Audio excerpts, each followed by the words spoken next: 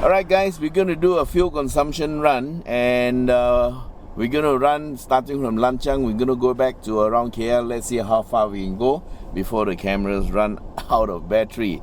Okay, I'm resetting the fuel consumption, and you can see on the meter there, we're going to drive like normal, yeah? No super slow driving, just normal, gentle acceleration, like how a normal person would drive lah. Okay, the range there says 610 kilometers based on what we have, and the reading hasn't started registering. It will take a while, and we're driving gently. We are in automatic mode, and we already hit 6th gear out of 7. So it's a hot afternoon. The time is about 12:30. Oh my gosh, it's 12:30 in the afternoon. So it's a hot afternoon, and temperature outside is quite high. It's 31 degrees Celsius according to this instrument. And we are joining the East Coast Highway, and we are heading back towards KL. So we hit 10 point something because that's the spot fuel consumption, and we are now in 7th gear and going at below 2000 RPM. Our speed is about 100. The speed limit on this highway is 110. So we are just following the traffic, yeah, and immediately the fuel consumption drops because we are now running very, very economically.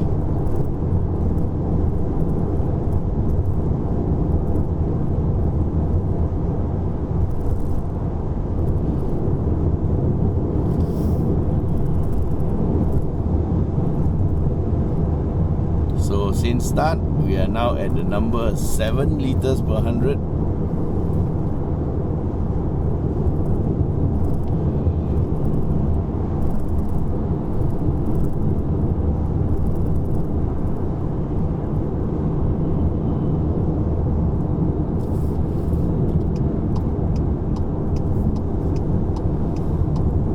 We are overtaking cars, trucks, sorry.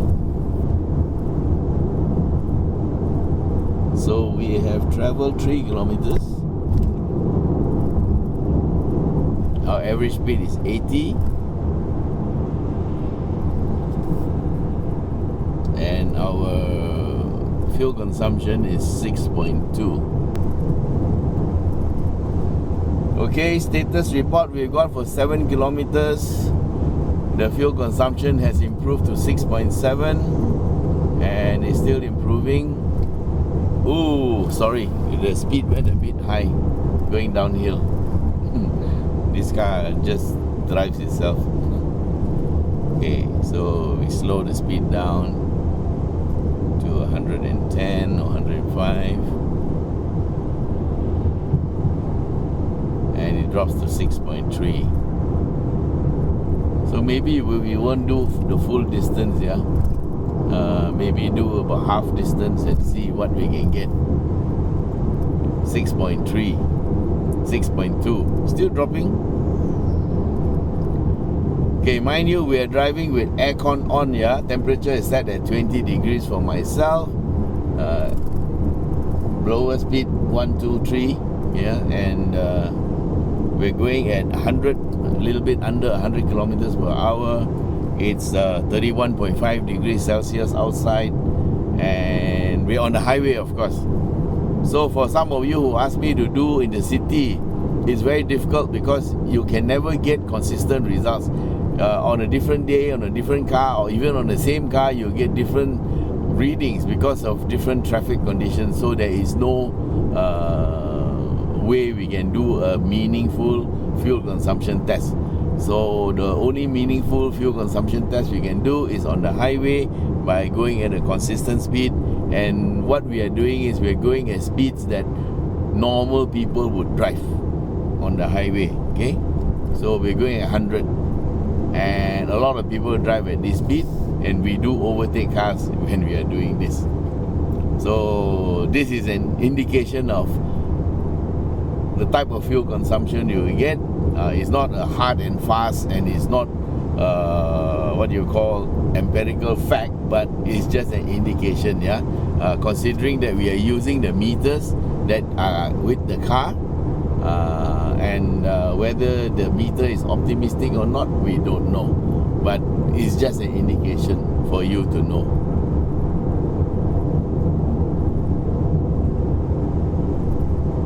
So like I said, going 110 kilometers per hour, the engine is running at about 1,007, 1,008. So it's very long-legged, and this is good for fuel economy. And it's gone down to 6.0 liters. 6.0 liters, 6.0 is more than 15 kilometers per liter, yeah. So this is a 2-liter executive car, and it gives you this type of excellent fuel consumption. Well, you can't ask for much more than this. So one of the reasons why this car can give you good consumption is the DSG. The DSG gearbox has virtually no slip. 2 gears are engaged at any one time, then it will shift from one to the other, and the drive is direct. There's no slip, yeah. Actually, a DSG is more like a manual gear with actuators, and of course there is a clutch in there, and that helps to, the actuators help to make the gear shift very smooth, because it's 2 gears are always engaged at one time. So when it shifts and moves to the other, this one goes off, the transition is very, very smooth. So we are going 110, and engine RPM is about 1,800 RPM, and our fuel consumption has dropped to 5.9, and we have traveled 14 kilometers. So that means it's pretty quick to get the fuel consumption down here to a reasonable level. So let's just go on for a bit and see what we can get. Oh, down to 5.8. Maybe the meter is optimistic, I don't know, but well, what you see is what you get. And you see the range now shows 620. From 610 it dropped to 600, and now because of the better fuel consumption, the system calculates, based on 5.8 liters per 100, you can go for 630 kilometers on this tank of fuel. So all this is done using what you call digital calculations. Yeah, there's a flow meter somewhere inside there that measures the flow of the fuel, and it works out this data for you. And good news is we've gone down to 5.7, and our range has gone to 630. So I wonder if you'll go down any more. We've done 16 kilometers, and believe me, if you just continue doing like this, it will remain at 5.7 or it will improve. Okay,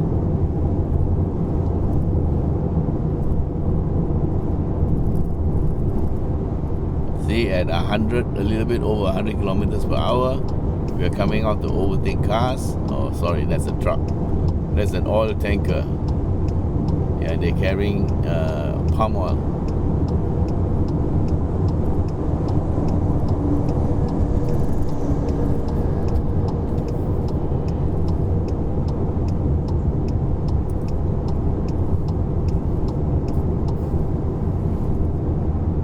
Okay, we have 5.7 still.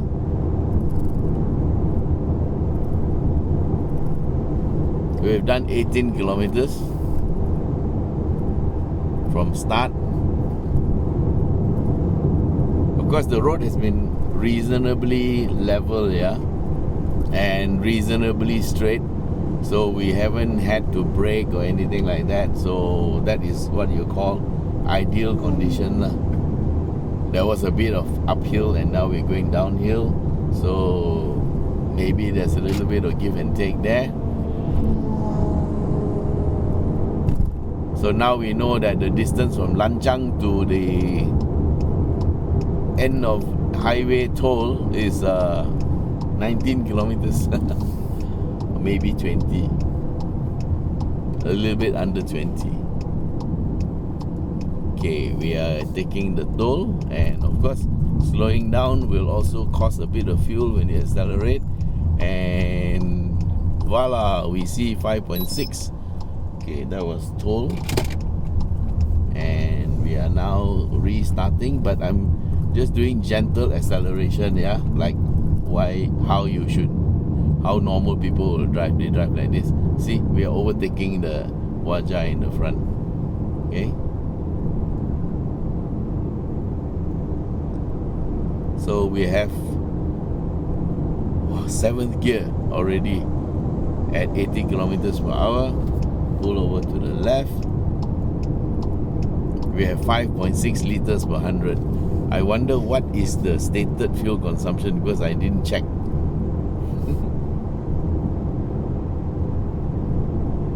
"20 kilometers, we have done 5.6. How's that? Just normal driving, no tricks, no nothing. I'm alone in the car. Sorry, we couldn't get any Langley today.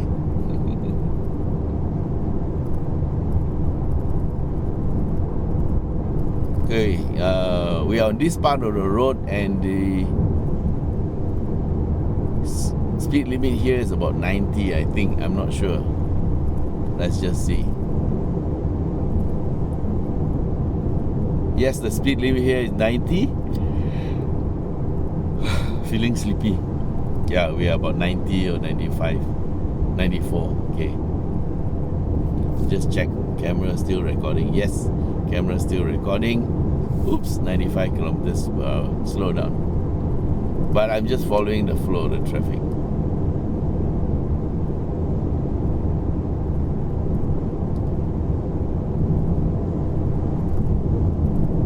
Okay, there's a truck coming up, overtaking us.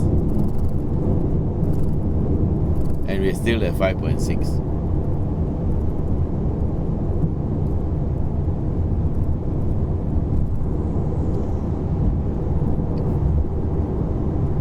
As we go along, it gets harder and harder to drop because of the average over a longer distance here. Well, like I said, when I first got the car, we found something like 5,600 kilometers of cumulative fuel consumption readings, and it was 9.0 liters per 100, and that to me would be a very good indicator of what type of fuel consumption you can expect if you just drive normally. Now, bearing in mind that this is a media car, some of the media have tried it, and so as part of the driving, the media also drive the car quite fast. So as part of the test drive, the fuel consumption is also part of it. So this test here today tells you what is the potential, okay? What you can get if you drive economically, like what I'm doing. Not really trying for fuel economy, but just using a light foot, yeah? Gentle acceleration. Try not to scrub off too much speed. Minimal braking. Haven't pressed the brake at all. Because the car is so easy to drive, handles very well.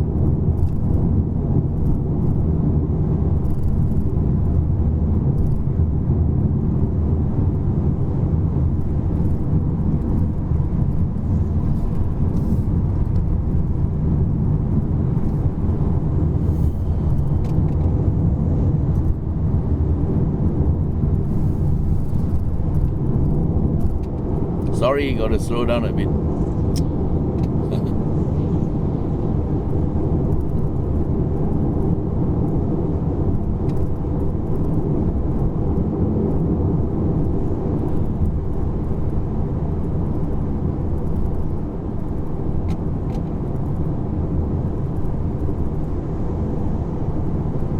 Well, it's been hanging at 5.6 for a very long time. Okay, let's slow down to 90, yeah? That is the speed limit here.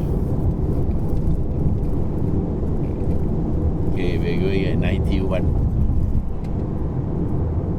And I'm trying to keep from falling asleep. Sorry guys. Drink water, drink water.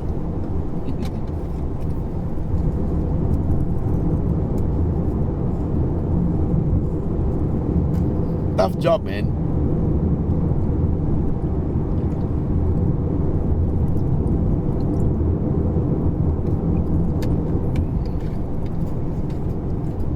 Well, while I was drinking water, the speed dropped to 84. Now we're up to 86, 87. And we're going up a hill. Hey, 5.5, man. Unbelievable. 5.5 liters per 100. What does that bring you? That's almost a little bit under 20 kilometers per liter. Oh my gosh. 5.5 liters per 100 kilometers. That means at 2 ringgit and 8 cents, 5 liters is 10 ringgit and 40 cents. Another half liter will be another ringgit and 4 cents. So 10 ringgit 40 plus 1 ringgit and 4, it'll be 11 ringgit and 44 cents. Gosh. Cost of going per kilometer is like under 12 cents. How?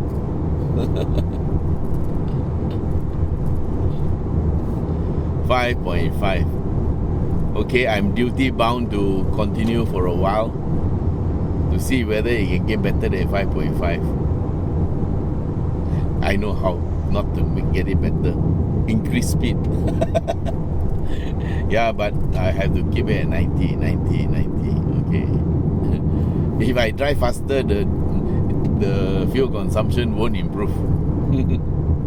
It might get worse. So guys, how you drive has a big bearing on what type of fuel consumption you get. Okay, that noise is coming from my smart tech.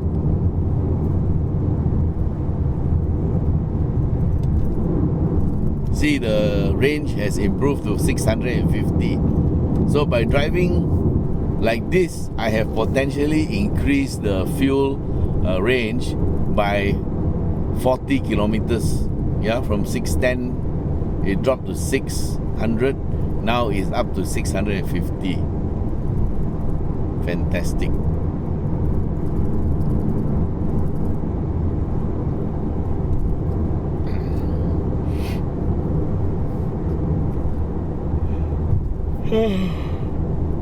Sorry. Wake up.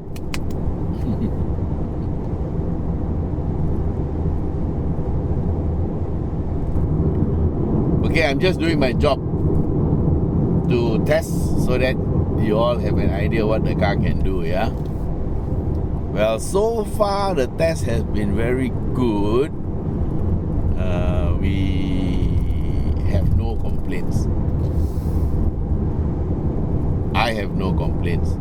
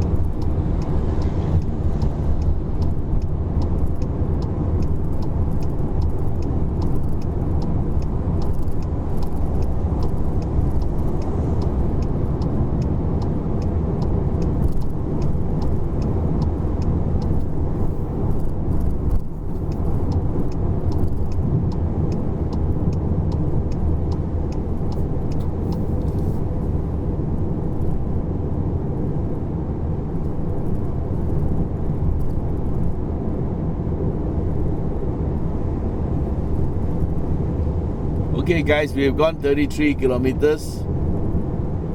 We have driven for 22 minutes. And the fuel consumption has deteriorated 5.6. From 5.5 went to 5.6 because a bit of an uphill. Okay, it's back to 5.5 because we are going downhill.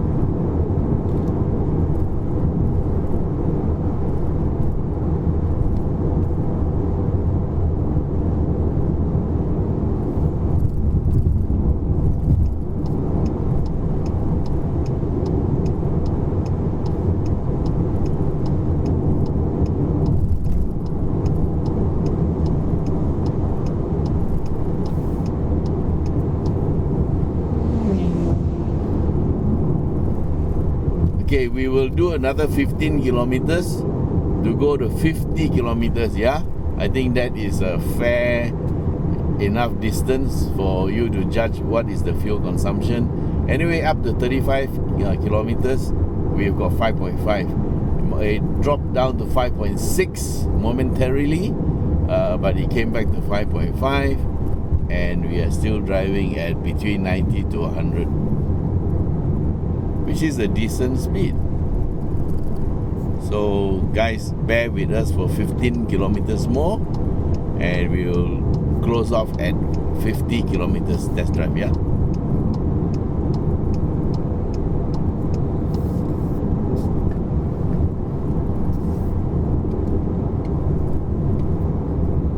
And the range has increased to 660. How nice.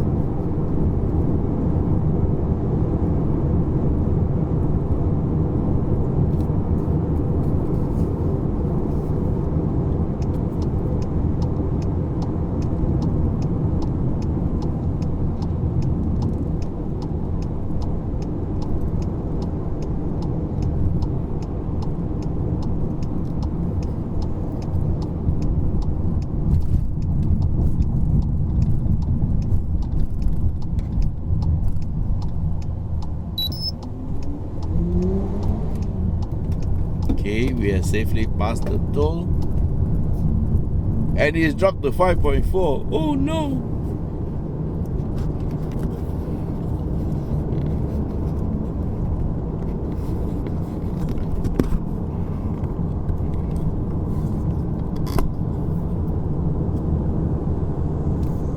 Okay, back to 5.5 because I accelerated. Okay. Because we have only done about 30 odd kilometers, it's still very sensitive.